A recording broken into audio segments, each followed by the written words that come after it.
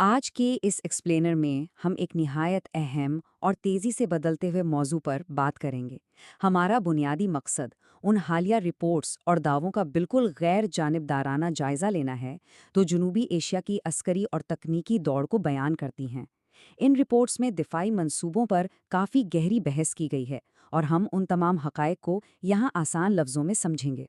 ان reports کو دیکھتے ہوئے سب سے بڑا سوال جو ذہن میں آتا ہے وہ یہ ہے کہ آخر ڈرون ٹیکنالوجی اور یہ آٹونمس سسٹمز اس خطے میں طاقت کا توازن کس طرح پلٹ رہے ہیں۔ یہی وہ بنیادی سوال ہے جو آئندہ وقتوں میں دفاعی سمت طے کرے گا۔ اس ساری صورتحال کو گہرائی سے سمجھنے کے لیے ہم اس ایکسپلینر میں 5 اہم پہلوؤں پر غور کریں گے۔ شفٹنگ لینڈسکیپ یعنی بدلتا ہوا منظرنامہ، بھارت کے خٹک پروجیکٹ کے اندرونی حقائق، ٹائم لائنز اور ڈیلیز، پاکستان کی اسٹریٹجک کاؤنٹر میجرز اور آخر میں اے آئی اور مستقبل۔ تو چلیے شروع کرتے ہیں اپنے پہلے حصے سے، دی شفٹنگ لینڈسکیپ۔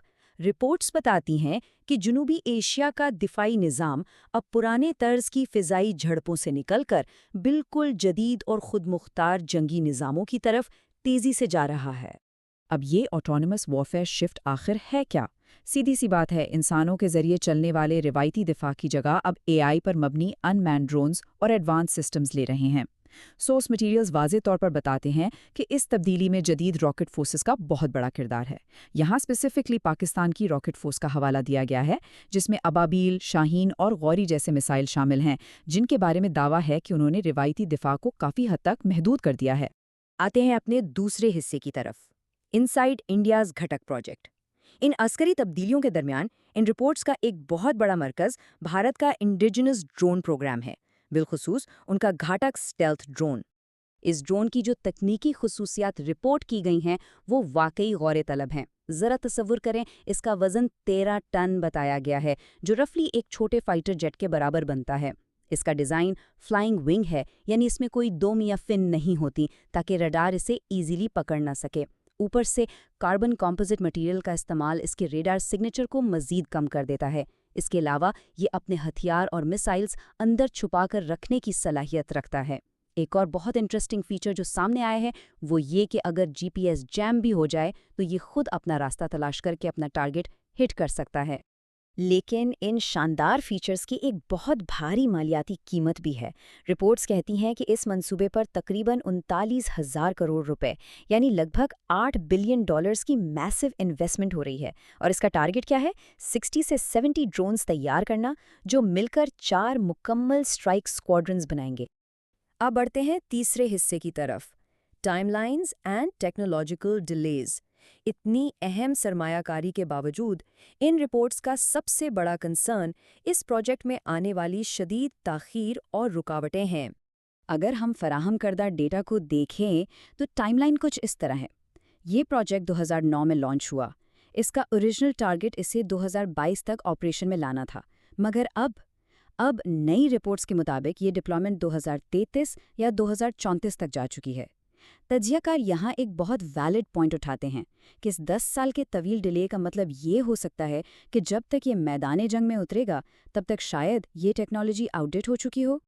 اور اسی تاخیر پر خود بھارتی دفاعی حلقوں کے اندر سے کافی تنقید دیکھنے کو ملی ہے۔ جنرل بخشی جیسے اہم تجزیہ کاروں نے یہاں تک کہہ دیا ہے کہ جو ڈرون پاکستان یا چائنا کے لیے چیلنج بننا تھا وہ اب خود بھارت کے لیے ہی ایک چیلنج بن چکا ہے۔ یہ بیان پروجیکٹ کے انٹرنل ایڈمنسٹریٹو ایشوز کی طرف اشارہ کرتا ہے۔ ان سٹرگلز کو سمجھنے کے لیے انٹیگریشن کی مثال دی گئی ہے۔ ایک طرف رپورٹس کلیم کرتی ہیں کہ بھارت کو فرانس کے رفال جیٹس میں اپنے لوکل میسائلز انٹیگریٹ کرنے میں مشکلات آئیں کیونکہ ان کا سسٹم کلوزڈ سورس تھا، جبکہ اس کے برعکس پاکستان نے سکسیسفلی چین کے J-10C جیٹس میں PL-15 میسائلز کو انٹیگریٹ کر لیا، جس سے ان کی رینج میں خاصا اضافہ ہوا۔ یہ دونوں اپروچز کا ایک بہت واضح فرق دکھاتا ہے۔ یہاں سے ہم اپنے چوتھے حصے میں انٹر ہوتے ہیں، پاکستان's اسٹریٹجک کاؤنٹر میجرز۔ جہاں ایک طرف ڈیلیز چل رہے ہیں، وہیں پاکستان کی جوابی حکمت عملی بہت تیزی سے آگے بڑھ رہی ہے۔ پاکستان کی اپروچ فوری آپریشنل ریڈینس پر فوکس کرتی ہے۔